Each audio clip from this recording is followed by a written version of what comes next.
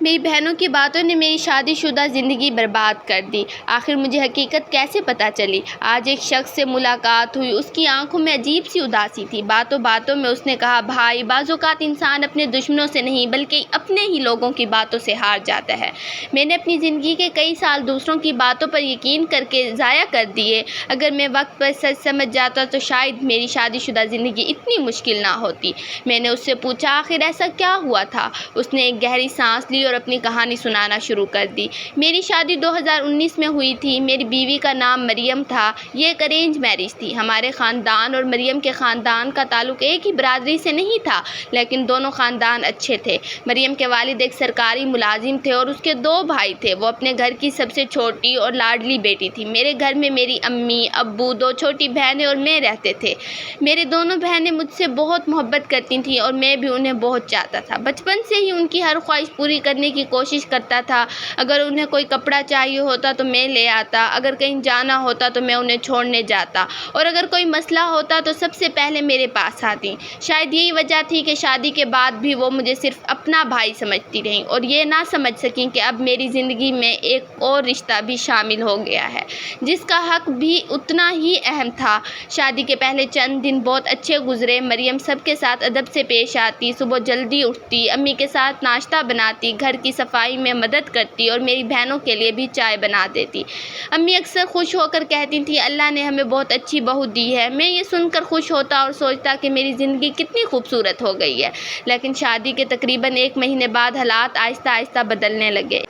ایک دن میں شام کو کام سے واپس آیا تو میری چھوٹی بہن میرے پاس آ کر بولی، بھائی، بھابھی کو دیکھو، سارا دن موبائل استعمال کرتی رہتی ہے۔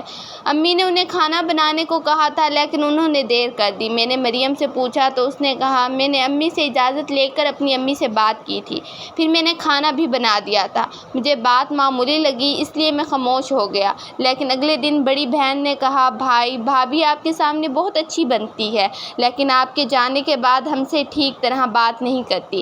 میں نے پوچھا، کیا ہوا؟ وہ بولی، ہم نے صرف اتنا کہا تھا کہ کچن صاف کر دیں لیکن انہوں نے عجیب سا منہ بنا لیا۔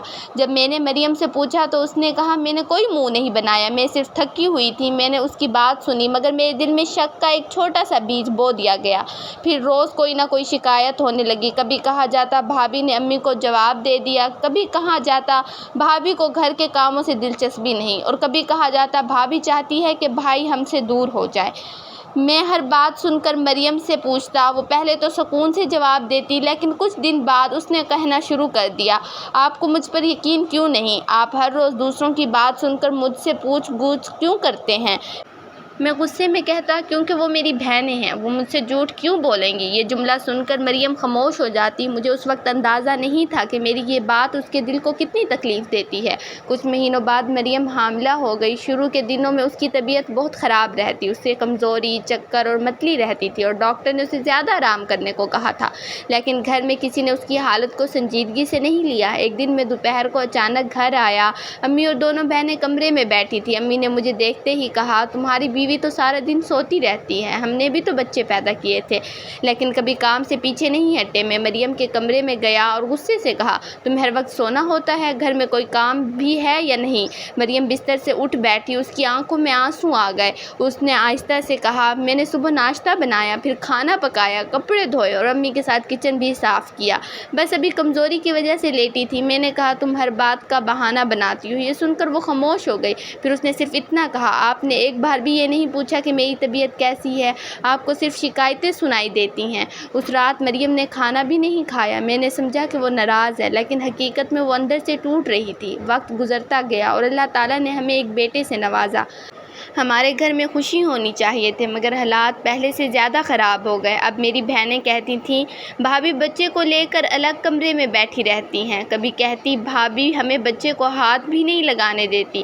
مریم کہتی، بچہ بہت چھوٹا ہے اس لیے میں احتیاط کرتی ہوں، لیکن میں اس کی بات پر پورا یقین نہیں کرتا تھا۔ ایک دن میری بڑی بہن نے مجھ سے کہا، بھائی، بھابھی نے امی سے کہا تھا کہ وہ الگ گھر میں رہنا چاہتی ہیں۔ میں غصے میں مریم کے پاس گیا اور کہا، تم مجھے میرے گھر والوں والوں سے الگ کرنا چاہتی ہو؟ مریم حیران ہو کر بولی، میں نے کبھی ایسا نہیں کہا۔ میں نے کہا میری بہن نے خود سنا ہے۔ وہ رونے لگی اور بولی، آپ کو میری بات پر یقین ہی نہیں آتا۔ میں نے صرف اتنا کہا تھا کہ گھر میں روز لڑائیاں ہوتی ہیں اور اگر حالات ایسے ہی رہے تو ایک دن ہمیں الگ ہونا پڑ سکتا ہے۔ میں نے غصے میں کہا، اگر تمہیں اس گھر میں رہنا مشکل لگتا ہے تو تم اپنے میکے جا سکتی ہو۔ یہ الفاظ میرے منہ سے غصے میں نکلے تھے لیکن مریم کے دل میں اتر گئے۔ اگلی صبح وہ اپنے بیٹے کو لے کر میکے چلی گئی۔ پہلے مجھے لگا کہ وہ 2 دن میں واپس آ جائے گی، لیکن 1 ہفتہ گزر گیا، پھر 2 ہفتے گزر گئے۔ میں نے فون کیا تو اس نے کہا میں واپس آنا چاہتی ہوں، لیکن مجھے یہ یقین چاہیے کہ آپ ہر بات پر دوسروں کی بات سن کر مجھے مجرم نہیں سمجھیں گے۔ میں نے کہا تم شرطیں لگا رہی ہو؟ اس نے خاموشی سے فون بند کر دیا۔ اس کے بعد ہماری بات چیت کم ہو گئی۔ میں کام پر جاتا، واپس آتا اور گھر میں عجیب سا سناٹا محسوس کرتا۔ پہلے مریم میرے لیے چائے بناتی تھی، میرا انتظار کرتی تھی اور میرے بیٹے کی آواز گھر میں گونجتی تھی، لیکن اب سب کچھ خاموش تھا۔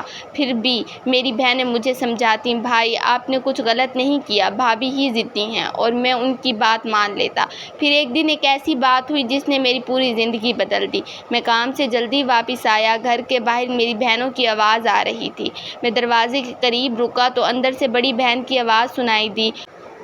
وہ امی سے کہہ رہی تھی، امی اگر بھابھی واپس آ گئیں تو بھائی پھر انہی کی بات ماننے لگیں گے، ابھی تو بھائی ہمارے قریب ہیں۔ چھوٹی بہن ہنس کر بولی، ہم نے جو باتیں بھائی کو بتائیں ان میں سے آدھی تو سچ بھی نہیں تھیں، لیکن بھائی فوراً یقین کر لیتے تھے۔ میرا دل زور سے دھڑکنے لگا۔ پھر بڑی بہن بولی، وہ دن یاد ہے جب بھابھی نے کچن صاف کیا تھا اور ہم نے بھائی سے کہا تھا کہ وہ سارا دن سوئی رہیں؟ بھائی نے فوراً جا کر انہیں ڈانٹ دیا تھا۔ امی نے آہستہ سے کہا، تم دونوں نے یہ ٹھیک نہیں کیا، گھر کا سکون ختم ہو گیا۔ بڑی بہن بولی، امی ہمیں ڈر تھا کہ شادی کے بعد بھائی ہمیں بھول جائیں گے۔ میں دروازے کے باہر کھڑا سب کچھ سنتا رہا۔ اس وقت مجھے محسوس ہوا جیسے کسی نے میرے قدموں کے نیچے سے زمین کھینچ لی ہو۔ جن باتوں کو میں سچ سمجھتا رہا ان میں سے بہت سی باتیں جھوٹ تھیں۔ جن شکایتوں پر میں نے مریم کو ڈانٹا وہ صرف میری بہنوں کا خوف اور حسد تھا۔ میں اندر گیا تو میری بہنیں مجھے دیکھ کر خاموش ہو گئیں۔ میں نے پوچھا، تم دونوں نے میرے ساتھ ایسا کیوں کیا؟ بڑی بہن رونے لگی اور بولی، بھائی ہمیں لگتا تھا کہ آپ شادی کے بعد بدل جائیں گے۔ آپ پہلے ہمیں ہر جگہ لے جاتے تھے، ہر بات ہم سے کرتے تھے، پھر آپ زیادہ وقت بھابھی کے ساتھ گزارنے لگے، ہمیں لگا کہ آپ ہم سے دور ہو رہے ہیں۔ میں نے کہا، تو تم نے میری زندگی خراب کر دی۔ چھوٹی بہن نے کہا، ہم نے نہیں سوچا تھا کہ بات اتنی آگے بڑھ جائے گی۔ میں نے جواب دیا، تم نے صرف مریم کو نہیں مجھے بھی تکلیف دی ہے۔ میں نے اپنی بیوی پر اعتماد نہیں کیا، میں نے اس کی بات سنے بغیر اسے بار بار غلط سمجھا۔ اس دن میں بہت رویا۔ میں فوراً مریم کے میکے گیا، وہ مجھے دیکھ کر خاموش رہی۔ میں نے کہا، مریم مجھے سچ پتہ چل گیا، بہت سی باتیں جھوٹ تھیں، میں نے تمہیں سنے بغیر دوسروں پر یقین کیا، میں نے تمہیں تنہا چھوڑ دیا۔ مریم کی آنکھوں میں آنسو آ گئے۔ اس نے کہا، مجھے سب سے زیادہ تکلیف اس بات کی نہیں تھی کہ آپ نے مجھے ڈانٹا، تکلیف یہ تھی کہ آپ نے کبھی مجھ پر بھروسہ نہیں کیا۔ میں ہر روز سوچتی تھی کہ شاید آج آپ میری بات سمجھیں گے، لیکن ہر دن ایک نئی شکایت آ جاتی۔ میں نے کہا، مجھے معاف کر دو۔ وہ کچھ دیر خاموش رہی اور پھر بولی، معافی مانگنا آسان ہے لیکن اعتماد دوبارہ بنانا مشکل ہوتا ہے۔ میں نے کہا، میں کوشش کروں گا، اس بار صرف باتوں سے نہیں اپنے عمل سے۔ کئی دنوں کی بات چیت کے بعد مریم واپس آ گئی، لیکن میں نے فیصلہ کر لیا اب ہم الگ رہیں گے۔ میں نے ایک چھوٹا سا کرائے کا گھر لے لیا۔ گھر بہت بڑا نہیں تھا، 2 کمرے تھے، ایک چھوٹا سا کچن اور ایک صحن تھا، لیکن اس گھر میں سکون تھا۔ میں صبح کام پر جاتا تو مریم مجھے مسکرا کر رخصت کرتی اور شام کو واپس آتا تو میرا بیٹا دوڑ کر میرے پاس آتا۔ آہستہ آہستہ ہمارے درمیان اعتماد واپس آنے لگا۔ میں نے اپنی بہنوں سے تعلق ختم نہیں کیا، لیکن اب میں نے حدود بنا لی۔ میں نے ان سے کہا، تم میری بہنیں ہو اور ہمیشہ رہو گی، لیکن مریم میری بیوی ہے، اس کی عزت اور حق کی حفاظت کرنا میری ذمہ داری ہے۔ اگر کوئی شکایت ہو تو پہلے اس سے بات کرو، میرے سامنے اس کی باتیں بڑھا چڑھا کر نہ کرو۔ وقت کے ساتھ میری بہنوں کو بھی اپنی غلطی کا احساس ہوا، انہوں نے مریم سے معافی مانگی، مریم نے انہیں معاف کر دیا، لیکن اب سب کے تعلقات میں ایک مناسب حد موجود تھی۔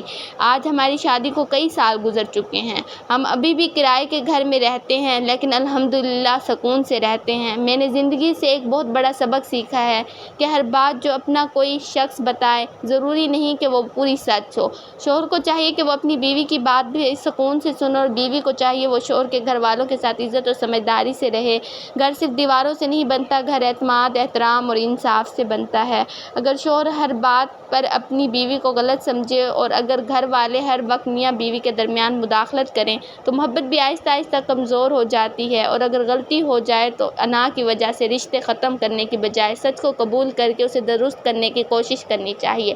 اللہ تعالیٰ ہر بہن کو اپنے بھائی کی خوشی کی قدر کرنے کی توفیق دے، ہر شوہر کو اپنی بیوی کے حق میں انصاف کرنے کی ہمت دے اور ہر گھر میں محبت، عزت اور سکون اور برکت عطا